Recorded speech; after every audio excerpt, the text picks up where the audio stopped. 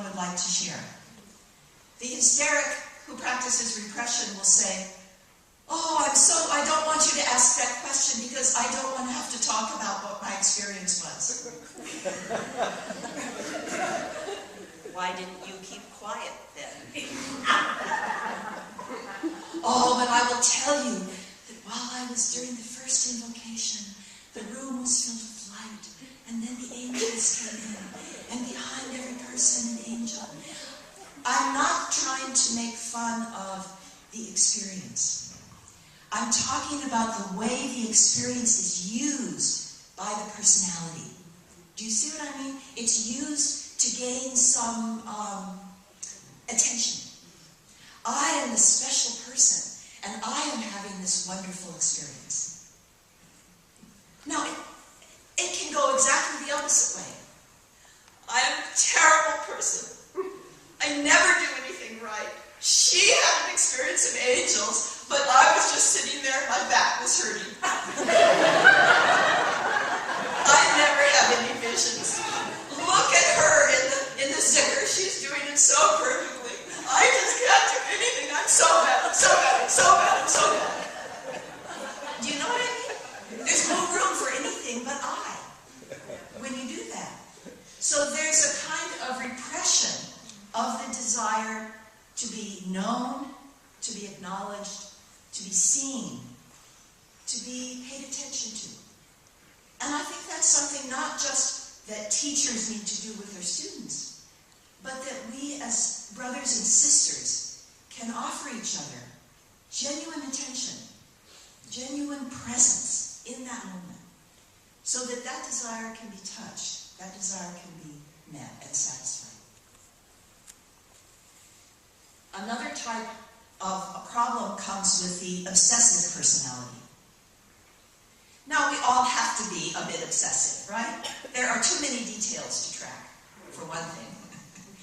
There are too many emails to answer and things to remember and obligations and responsibilities that we all have. Besides, you have to get up and brush your teeth and comb your hair. And there are just so many things to do, so you better get everything done. But the obsessive, because they're unaware often of their own anger, of their own frustration, of their own, I don't want to do this. The obsessive will not feel it, will isolate from the feeling. I'm not angry. I'm just doing what has to be done here. This universal worship table must be set up in exactly this way. Look, that candle is out of line. The universal worship table does need altered, does need to be set up in the right way. I don't disagree with that. Do you hear? It's not the content of that. But there can be a certain attitude that is very, very tight, very angry, very controlling. And it's caused by isolating your feeling from what it is that you have to do. Actually, I don't really want to answer all those emails. And I wish those people would stop writing those stupid things to me. But I am a Murshida, and I have an obligation to do this, so I must be kind and understanding.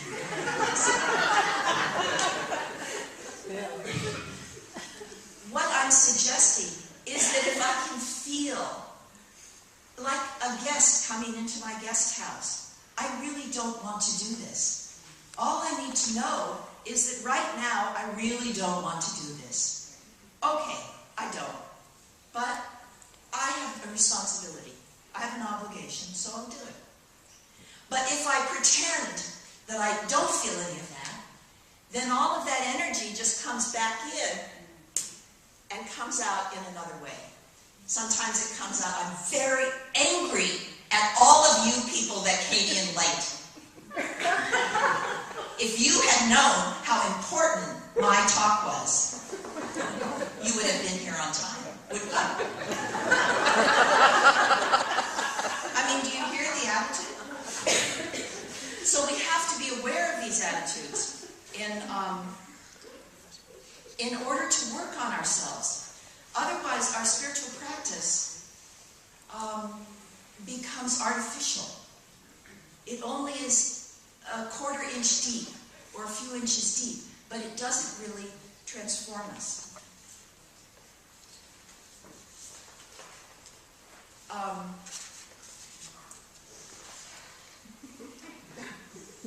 Those of you who know me know that I have about 3 hours of things to say.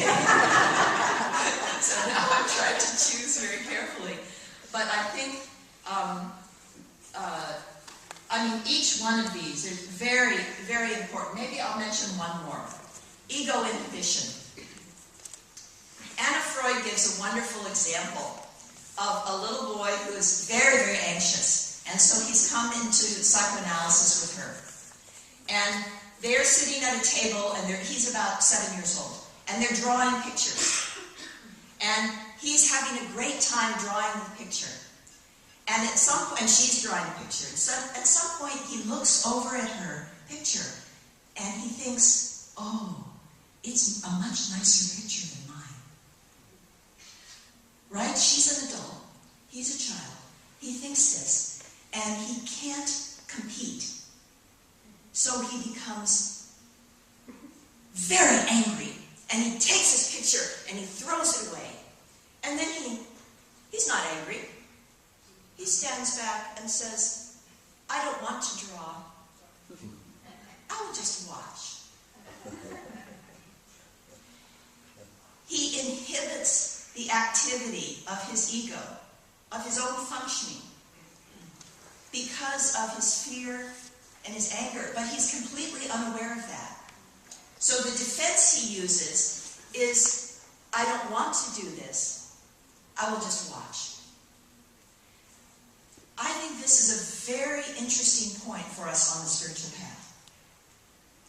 We are encouraged, aren't we, to develop a witness consciousness, to develop awareness, to observe. Inayat Khan says, cultivate indifference. Indifference gives you independence. Don't react to everything. A lot of things are not that important. Be detached. But is that little boy detached? A lot of times we can think we are being detached. Oh, I'm not interested in that. When we have just instead stepped back out of our feelings and constrained ourselves. I don't want to compete. I don't feel angry. I don't really want to be 25 years old and young and beautiful and have lots of men flocking after me. No, I'm not interested in that.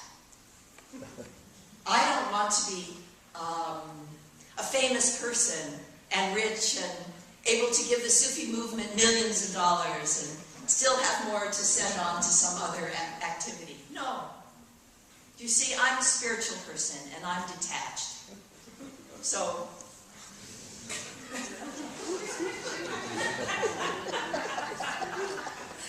it's very tricky. When am I being a witness? When am I truly witnessing? And when have I withdrawn from something and just put the feelings aside?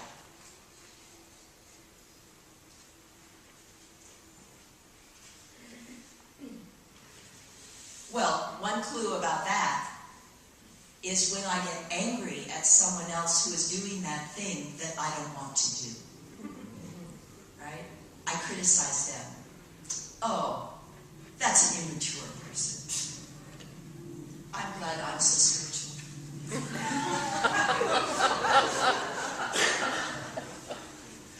So now you've put up with some of these concepts and words. So I thought I would tell you another story, or a story.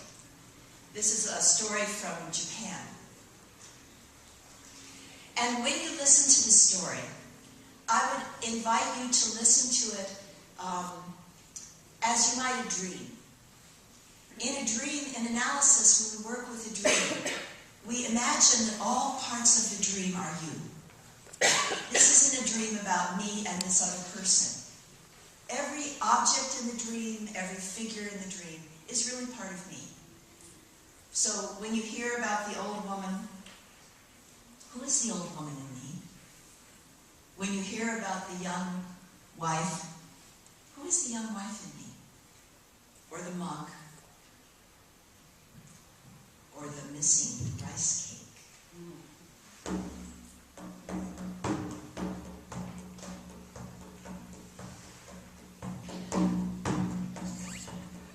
There was an old woman who lived with her son and daughter-in-law. Now she had had a life, her own life, but her husband had died, and now she was just an old woman living with her son. At least she could still tell her daughter-in-law what to do. The old woman resented the young woman. First of all, she was young. And she was beautiful and kind. And she made no complaints, no matter what the old woman told her to do. This infuriated the old woman even more. So one day, the old woman told her daughter-in-law to make rice cakes. And when the young woman was finished making them, the old woman counted them. A little obsessive-compulsive here. And then she went into the village on an errand. A traveling monk happened at that time by the house, and he stopped. The young woman greeted him, and she offered him a rice cake. Out of kindness. But after the monk left, the old woman returned. And again, she went right to the counter and counted the rice cakes. One was missing. What have you done with the last cake, you vain, gritty thing? I gave it to a monk, the young woman explained, trying to calm the old woman down. Well, you must fetch it back again. You go and get that rice cake from that monk. So the young woman ran after the monk, and she found him sitting by the side of the road, and she apologized profusely, but she had to ask for the rice cake back. The monk laughed, and he returned the gift. And then from his bag, he drew out a small towel. Use it to wash your face. I know that life is hard with your mother-in-law. So she just brought the rice cake back and put the towel in the cupboard. But every day, she took it out and washed her face with it. Well, the old mother noticed that the daughter-in-law was becoming more and more beautiful. This made her even more jealous. And so she spied on her daughter-in-law every day. What was she doing that made her more beautiful? And she saw the young woman wipe her face with a towel. And each time she did so, her face became more radiant and lovely. She uses a magic towel. Daughter-in-law, you must go into town on an errand. The daughter-in-law, of course, did, and the old woman went to the cupboard and stole the towel. She washed her face and wiped it with the towel, and she peered in the mirror. But she didn't look any different. Well, I'm older, so I have to rub harder. So she wiped her face over and over again. And then, again, she looked in the mirror. Her mouth had become long and horse-like. As she wiped it more and more, her face became round and hairy, and she looked like a monkey. Scrubbing desperately, her face turned into a goblin's face. Oh! The old woman cried, finally collapsing to the floor. At that moment, the daughter-in-law returned. She saw a demon in the house, and she turned to run away. But the old woman cried out, "Help me."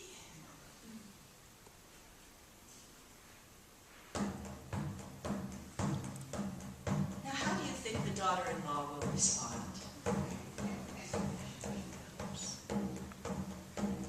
She recognized the old woman's voice, and she felt sympathy for her.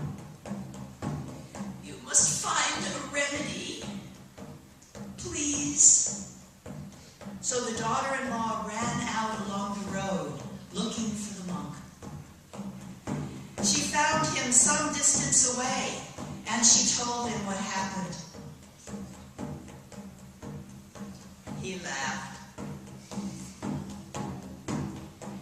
When a wicked person uses the towel, they end up looking like what they really are inside, a demon. But is there no cure? Yes. Just tell your mother-in-law to use the other side of the towel.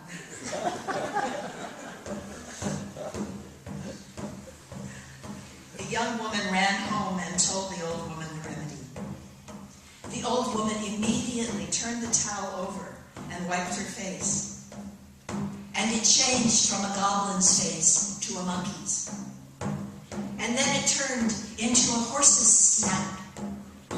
And the third time she wiped her face, it was her own old, wrinkled, human face.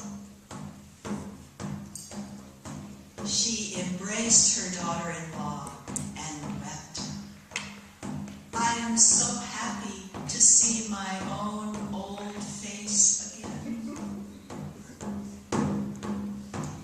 Dear daughter, I didn't see how ugly and unkind I was towards you. And from that day," of course it's a fairy tale, "the old mother never spoke a cross word to anyone. She became kind and generous, and she did all the housework alongside her daughter-in-law. And she hoped that someday the monk would come back along the road so that she could thank him. But he never did."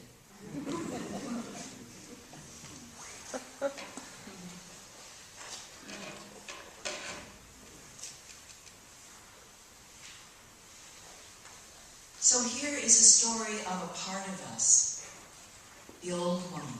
Can you recognize the old woman in yourself? Who is jealous, who is greedy, who is in pain, who is unhappy. But she can't feel these feelings for herself. She's overwhelmed by them. Her ego can't defend her from these feelings. So these feelings just wipe through her, and she is nasty and mean. Now, the young woman, of course, is not a real person. Okay? No one's that nice. But in the story, she is the part that just understands and responds with generosity. And so finally, through the towel, through the intensification of the old woman's passions, she sees herself as she really is. And this is the task of the mature ego. To see yourself as you really are.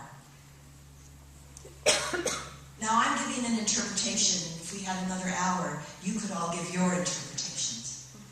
But I think it's when she sees herself as she really is and finally collapses that she is then genuinely able, from her own authentic self, to ask for help. And when she can ask for help, everything changes. Isn't it so? When I genuinely feel, oh, this is how I am. I'm feeling angry. I'm feeling greedy. I'm feeling jealous. This is just what I'm feeling. And I can genuinely turn to my own soul, we might say, to the monk, and ask for help. Then something can change. But as long as I am busy painting the picture, oh, I've had this initiation, so I am a very spiritual person. Oh, I can do the zikr so well. I had a vision of divine light. As long as I stay in that place, then there is no real transformation. And the ideal that an icon offers us, we instead turn into an idealization.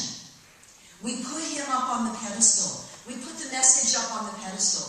We say, oh, it's all wonderful and all perfect, and I'm just an ordinary person down here. I can't be that good. All I can do is worship his perfection. Well, what good does that do? How do we then become the embodiment of the message? That's what in psychological terms we call an idealization. And of course, you know what happens with people we have idealized. Then we discover, wasn't it Annie Besant that asked Murshida, oh, do you eat meat? And he said yes. Well, then you can't be the avatar. Then we discover some, quote, fault in that person or that message we have idealized, and the whole thing falls apart. That's idealization. That's not having an ideal.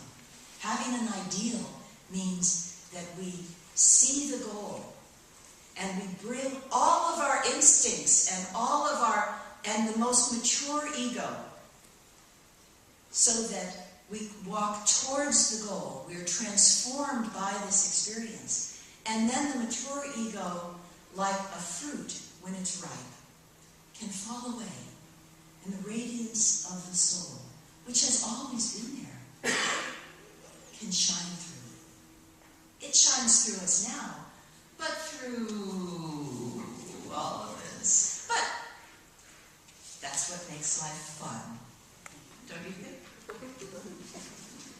I'm afraid that I won't be able to tell you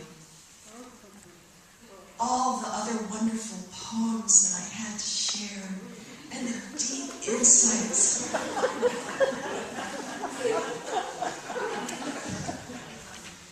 So perhaps you will just have to ask me to come back.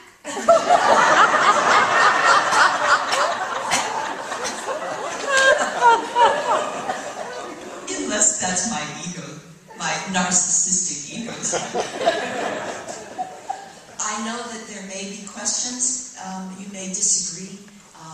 I would love to hear your questions or comments, but that will have to happen over here or later in the day. Thank you very much.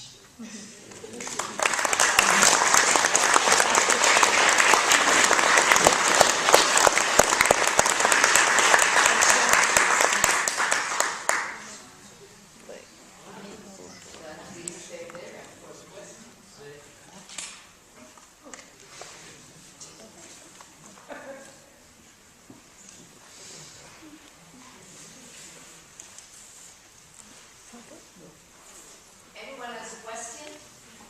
Do we have time? We have time. A little bit. We just make this. Sorry?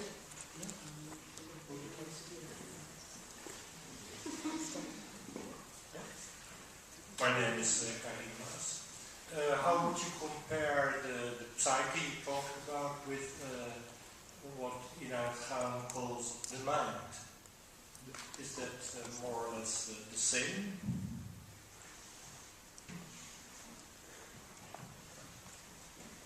If, when he is talking about the mind, and I think he uses the term in different ways at different times, if he is also including the heart, then I would say that is the same as the psyche. Yeah. But psyche means not just the thinking mind, and certainly not just the rational mind. But I think the heart is this entire area. It's not just a physical heart, right? It's the entire area of the whole solar plexus. So it involves bringing up the instincts. But of course, this must be done very carefully and not by oneself, with the help of a guide or friend, spiritual friend.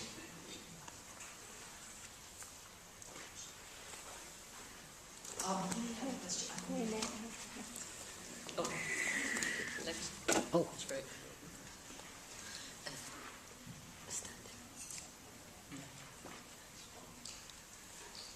My name is Lex Willem.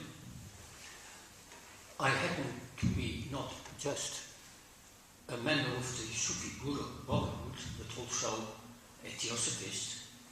So you said something about Annie Besant, or as you said, a son. Could you tell us more about her meeting and Hazrat Inayat Khan?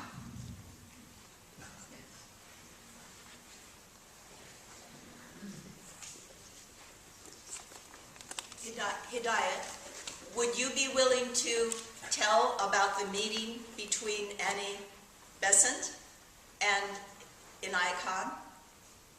What? Why did that story? I mentioned How that. do you know about that story? She told. Well, then you know it. Well, I wish to know more. There was more. If he knows it, I don't have to say it a second time. But I think there was a little more. I don't think this is the right time to talk about it. Then maybe we'll talk about it afterwards. Yes. This is your lecture, it's not mine.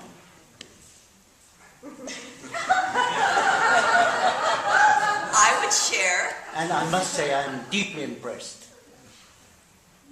Very deeply impressed. I wish you would talk more another time.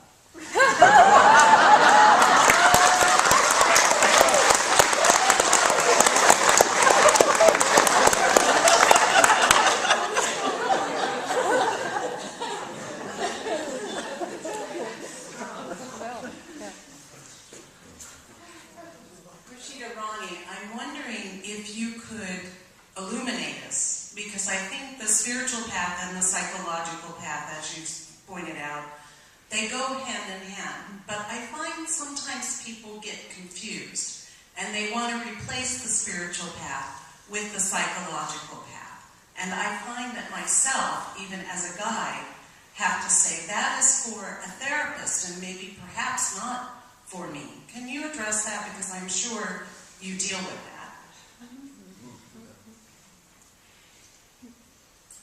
In our contemporary world, since psychology developed, modern psychology really developed in the early 1900s, from the time of Freud. And he wanted very much for it to be understood as a science. I don't think it is. But he wanted that very much. And science is, of course, the mythic, a high mythic value in Western culture. If you can, as it said in one of my psychology books, if you can't count it, it isn't real. So there is a lot of confusion between the psychological path and the spiritual path. What is the goal of psychological development? How does it overlap? How is it different from spiritual development? The problem that I see mostly is that there are people who take up a spiritual path, and when you really do the work, right, when you really do the work, it peels back the layers of your own experience. And then you come to those places in your own mind and heart where you're stuck. or as we would say, fixated, right? That there's some conflict between your id and your superego often that makes you stuck. So you start to feel more detached, for example, and you become depressed. Well, if things don't matter so much, nothing really matters very much, and who cares, and why am I doing this, and nobody loves me. I mean, it can just slide very easily.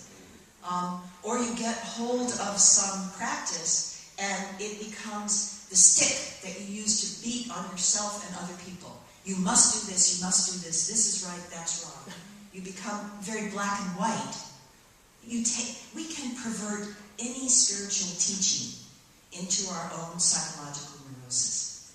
So that's more what I see, is how to differentiate between what does belong in the therapist's office, where we're really in psychotherapy trying to uncover and go into all the feelings. You know, Murshida says, it doesn't matter. Overlook. Be restrained. Don't express it. Do you know what I mean? There are all these places in the teachings. That can be very damaging psychologically if it's understood if that is the attitude that's taken at the wrong moment. So